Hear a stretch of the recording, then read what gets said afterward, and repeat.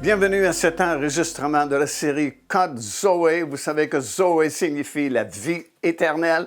Et c'est ce que nous avons lorsque nous avons accepté le Seigneur Jésus-Christ comme Seigneur et Sauveur de notre vie. Il y a une nouvelle vie qui a été communiquée à notre esprit. En fait, notre esprit est né de nouveau, il y a une nouvelle naissance, une nouvelle vie lui a été communiquée. Et cette vie-là, c'est ce petit mot grec Zoé que nous avons à cause de notre repentance et notre acceptation du Seigneur Jésus-Christ. Nous sommes en train d'étudier la puissance qui a été déposée dans le nom de Jésus. Et nous savons que cette grande puissance, c'est parce qu'il a accompli cet exploit en triomphant de l'ennemi par sa mort et sa résurrection. Et le Seigneur Jésus-Christ nous a donné la permission, comme une procuration, qu'il a donnée à toute son Église, d'utiliser la puissance de son nom contre les attaques de l'ennemi. On a expliqué que dès l'instant où nous devenons un enfant de Dieu, dès l'instant où nous naissons de nouveau dans le royaume de Dieu, le diable devient notre ennemi et c'est certain qu'il va nous attaquer et par des tribulations, par des embûches, par des combats, par des luttes, par des doutes. Il y a beaucoup d'armes qui sont à sa disposition, mais nous avons l'arme la plus puissante, le nom de Jésus, avec laquelle nous pouvons résister aux attaques de l'ennemi. Son but, lorsqu'il nous attaque, il n'y a qu'un seul but, c'est que nous abandonnions notre foi. Parce que le juste vivra par la foi. Cette foi-là nous a été donnée également en cadeau lorsque nous avons passé par la nouvelle naissance. Jude, dans son épître au 3e verset, dit « Je vous exhorte à combattre pour cette foi qui a été transmise aux saints une fois pour toutes. » La foi que nous avons, elle a été transmise à notre esprit au moment de la nouvelle naissance. Et comme la Bible affirme, le juste maintenant vivra par cette foi-là. Alors, ce que l'ennemi vise lorsqu'il nous attaque, c'est cette foi-là que nous avons reçue et dans l'espoir que nous allons l'abandonner, dans l'espoir que nous allons nous décourager, que nous allons nous fatiguer d'être attaqués par lui et qu'à un moment donné, on va dire, nous, on abandonne, on ne veut plus rien savoir de cela. À ce moment-là, lui, il a triomphé parce que c'est par la foi que nous vivons. Et si nous abandonnons la foi dans le Seigneur Jésus-Christ, il ne nous reste plus rien. Comme j'ai mentionné lors de notre dernier enregistrement, comme l'apôtre Paul l'avait dit, « À quel autre irions-nous, Seigneur? C'est toi qui as les paroles de la vie éternelle. » Alors, nous avons besoin de comprendre la puissance qu'il y a dans le nom de Jésus et développer notre foi pour l'utiliser contre les attaques de l'ennemi, parce que c'est certain qu'il va nous attaquer. Notre foi est mise à l'épreuve. Mais, comme il est écrit dans l'épître également de Paul aux Éphésiens, nous sommes déjà assis dans les lieux célestes en Jésus-Christ, au-dessus de toute la puissance de l'ennemi. Et comme nous avons lu la dernière fois qu'on a fait cet enregistrement dans l'Évangile de Luc, rien ne pourra nous nuire, parce que le Seigneur nous a donné la permission d'utiliser le pouvoir qu'il y a dans son nom.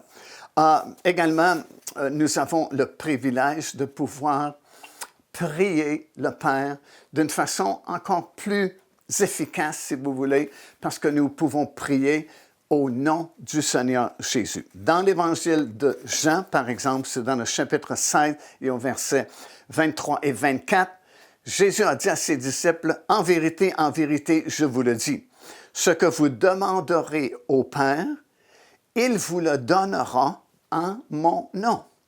Jusqu'à présent, a-t-il dit, vous n'avez rien demandé en mon nom. » Parce que jusqu'à ce moment-là, bien sûr, la seule prière que Jésus avait enseignée à ses disciples, c'est le fameux « Notre Père ». La prière du Notre Père qui a dit aux cieux que ton nom soit sanctifié, et ainsi de suite. C'est la seule prière que Jésus avait, jusqu'à ce moment-là, enseignée à ses disciples. Mais ici, il va aller plus loin que la prière du Notre Père. Et c'est ce qu'il leur dit. Il dit, jusqu'à présent, vous n'avez rien demandé en mon nom. Parce que dans la prière du Notre Père, que vous avez dans l'Évangile de Matthieu, il n'est pas question du nom de Jésus. On ne fait pas mention du nom de Jésus.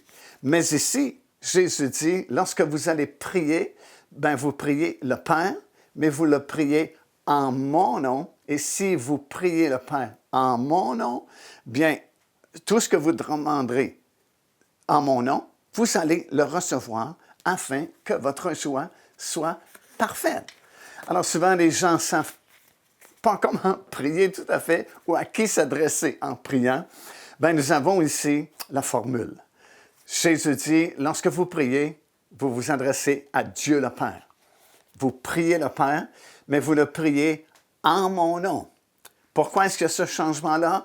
Parce que dans Jean chapitre 16, ce sont les dernières paroles de Jésus avant qu'il soit saisi dans le jardin de Gethsémani, avant qu'il ne soit crucifié et avant qu'il ne soit ressuscité d'entre les morts. Alors, ce qu'il est en train de leur dire, c'est que dans peu de temps, ces choses arriveront. Et lorsque ces choses arriveront, ben, je vais triompher de toute la puissance de l'ennemi et vous pourrez utiliser la puissance désormais que vous aurez en mon nom. Et c'est pourquoi il leur dit, voici maintenant comment vous devez prier, vous vous adressez au Père, mais en mon nom, et si vous le faites, le Père va vous exaucer afin que votre joie soit parfaite. Également dans Jean chapitre 14, voici quelque chose de nouveau aussi. C'est dans le verset 13 et 14 que nous lisons cela. « Tout ce que vous demanderez en mon nom, Jésus dit, je le ferai, afin que le Père soit glorifié dans le Fils. Si vous demandez ou ordonnez ou commandez quelque chose en mon nom, dit-il, je le ferai. » Dans le chapitre 16, c'est plutôt le sujet de la prière auquel le Seigneur s'adresse. Priez le Père au nom de Jésus, et c'est le Père qui va vous exaucer parce que vous l'avez demandé en mon nom. Mais ici, dans le chapitre 14, c'est lorsque nous commandons quelque chose au nom de Jésus, et là, c'est Jésus qui va répondre. C'est lui qui le fera. Un peu comme dans Actes chapitre 16 et le verset 18, alors que Paul est dans la petite ville des Philippiens, et qu'il y a cette dame qui est remplie d'un esprit de divination, qui les suit à tous les jours. Et Paul va se retourner une certaine journée et va commander à l'esprit diabolique de sortir de cette jeune dame. Et il va dire dans ce verset-là, parlant à l'esprit démoniaque, « Je t'ordonne au nom de Jésus ». Alors, vous voyez, c'est différent.